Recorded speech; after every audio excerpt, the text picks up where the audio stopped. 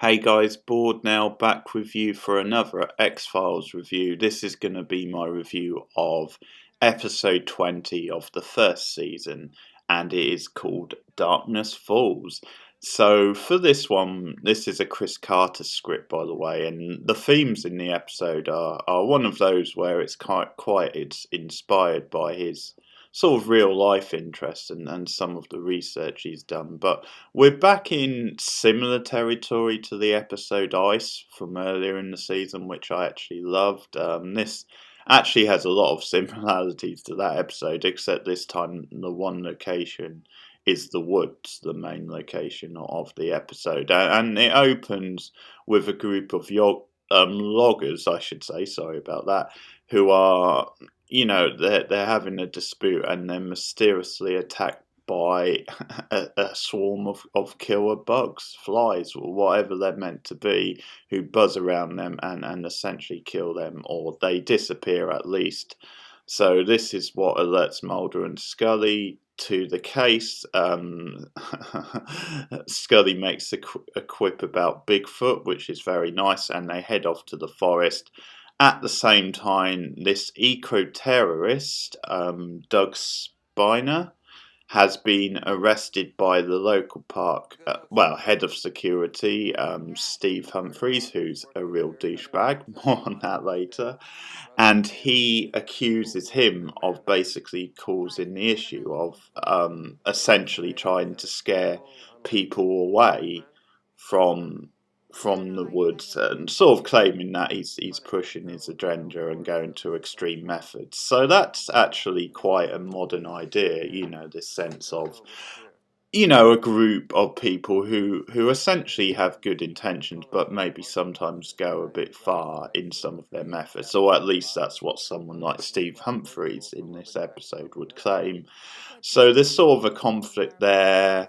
You also have the park ranger character who's, fun fact, so thanks to Cindy, one of my regulars for this, she actually pointed out that the actor who plays him is a childhood friend of David Duchovny, so that's no doubt how he got cast. But the actor does a pretty good job. He's quite a likable presence in the episode. But yeah, you do have this conflict between the Steve and the Doug character, and that actor, by the way, this is probably a very early appearance by him, but he has been in so much TV. He's probably best known for the cop show Bosch, and he also was in Lost as the Man in Black character, and a bunch of other shows. He was in Sons of Anarchy, lots of stuff. So very familiar face. But this must have been an early part for him. But he's very good. I think he has real presence, real charisma, and I think he just has an energy about him where you could read the character either way. And I guess that's what they're going for. But he comes up with this theory that about these insects and the fact that they're drawn to the light. So essentially, to survive, the group have to stay in the dark, and that's what leads to the sort of similar scenario to what we have had in Ice, where they basically have to stay out of the light in this case. And but it becomes a situation where they're sort of holed up in this one cabin, and can they survive without energy and all the rest of it? And can they trust Doug? That becomes an issue, and sort of highlights a bit of a character flaw with Mulder later in the episode. So that's the basic setup for the episode. And overall, I think it's an okay episode. I think the idea for it is okay. It's quite enjoyable. I don't think they ever go far enough with the eco terrorist theory or the conflict there. We really didn't get enough of the tension between Doug and the head of security. I think the characters are good, but they're enjoyable, but they're not as great as an episode like Ice. That really stood out as quite a somber episode. And I think these characters are decent, but they're nothing special. And I think at times the cheapness of the episode just shows. So I think the cheapness of the bug effect, for example, I think that shows in the episode. And I think it's enjoyable enough for a sort of a throwaway episode, but it's not anything special. I think, as I said, the effects are a bit cheap and they look kind of ridiculous. And yeah, at the same time, I think it just feels a little bit clunky. There's obviously quite an interesting scene with Mulder later on, which I'll talk about. But how about this douchebag Steve? Does he remind you of anyone you know? Well, let's take a look. Damn it!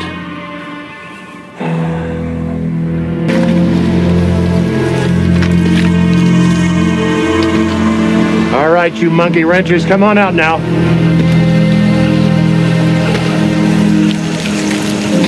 I know what you're up to.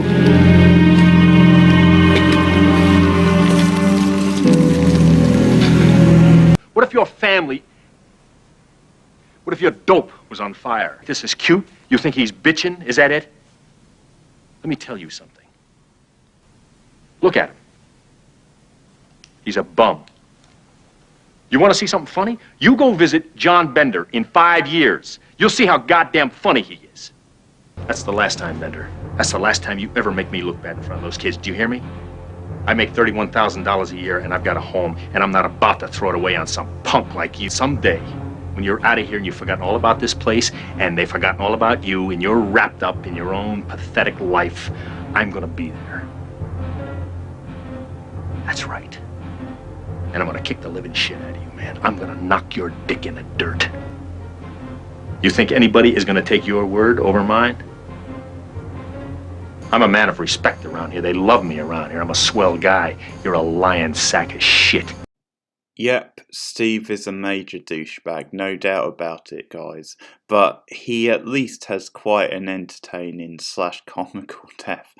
And no doubt this guy could be in his own hair commercial. Take a look at this.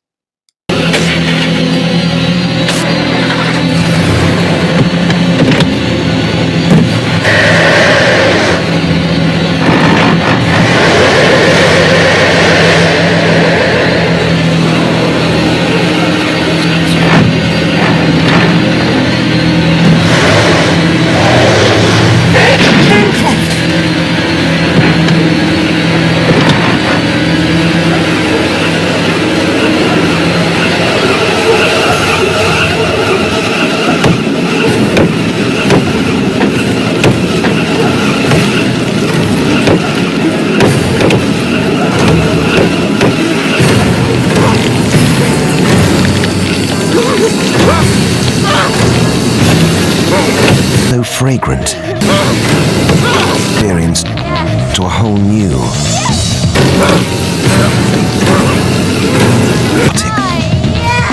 place.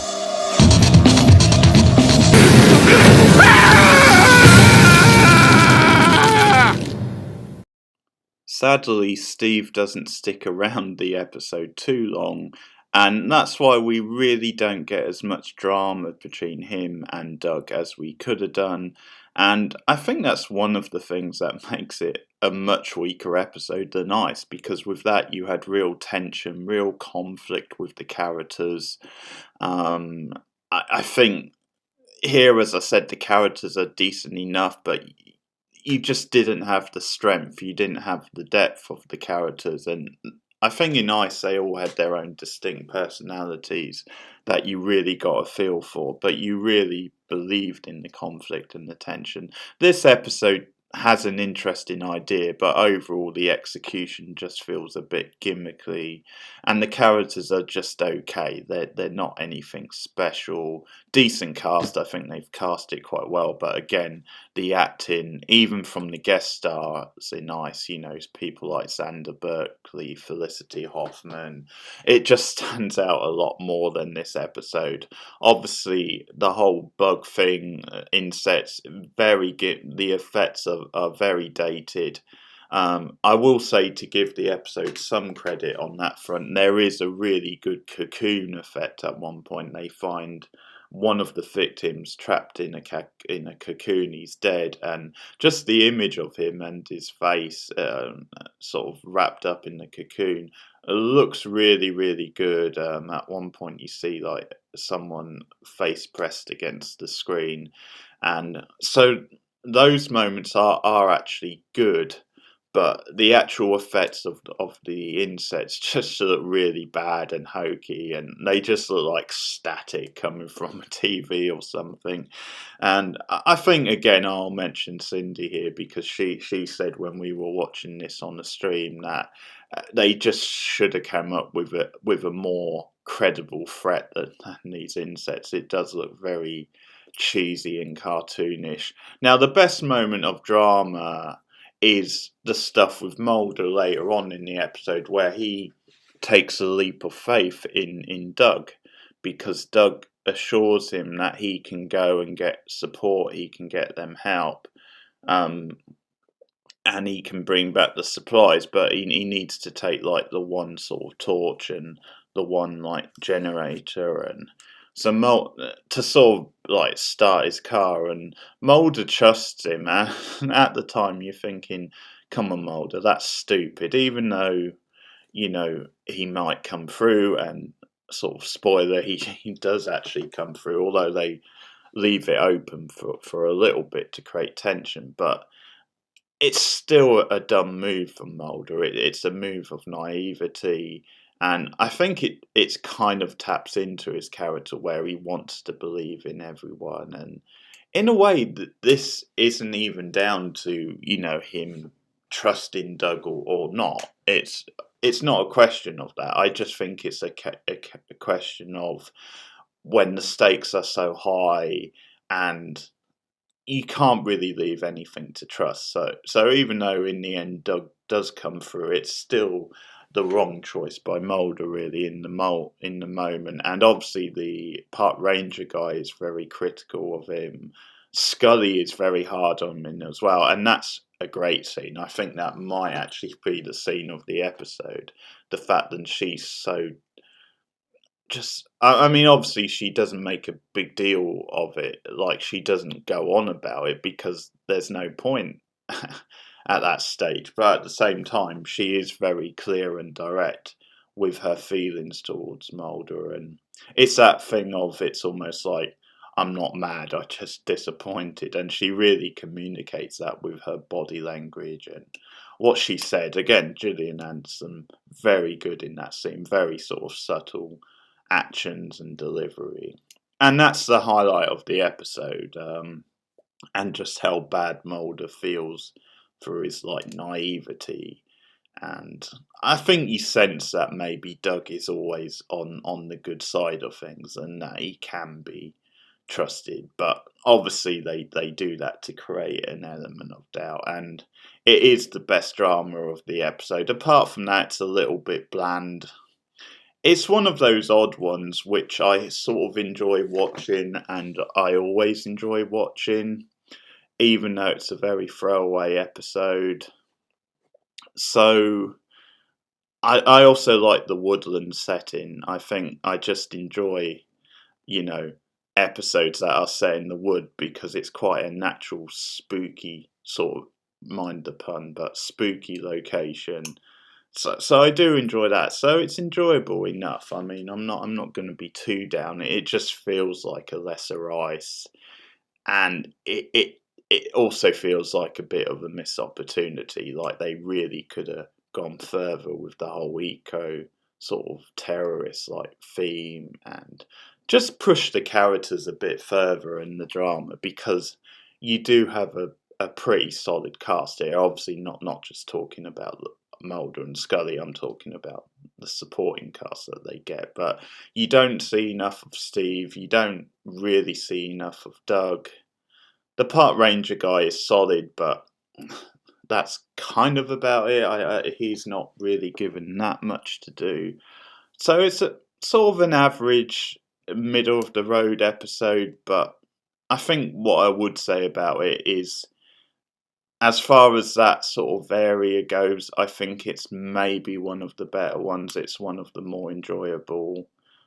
So I'll give it a 5.5, which obviously just above average, but not great. Not really smashing it. But I think for a 5.5, in that area, I think it's one of the better ones. I think that's the best thing I can say about it. As I said, one or two good practical effects. I did like the drama with Mulder, but overall, pretty forgettable episode.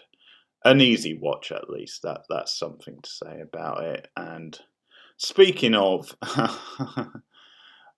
certainly Mulder's haircut wasn't forgettable because it's pretty bad, as Cindy pointed out on the stream. Yeah, it's pretty scary. It's a bit like Jerry Seinfeld scary, if you've ever seen that episode of Seinfeld. So that's it for this week for the X-Files, my review of Darkness Falls. And if you disagree with me, if you actually like the episode more, let me know your thoughts in the comments below. Or if you want to agree, then just give me your overall thoughts. Like and subscribe, all that. I can tell you the next episode I'll be reviewing is a big hitter in this season, and that is Tombs. And that's the long-awaited sequel to Squeeze, which was all the way back in episode 3. So we now have this sequel where they bring back the character of Victor Toombs. The first time they've really done that with a villain in the X-Files. So I'm excited to get dug into that next week. So that will be episode 21 as we come towards the end of the first season. But thanks for listening. Like and subscribe, all the rest of it. And I'll see you guys again soon. Goodbye.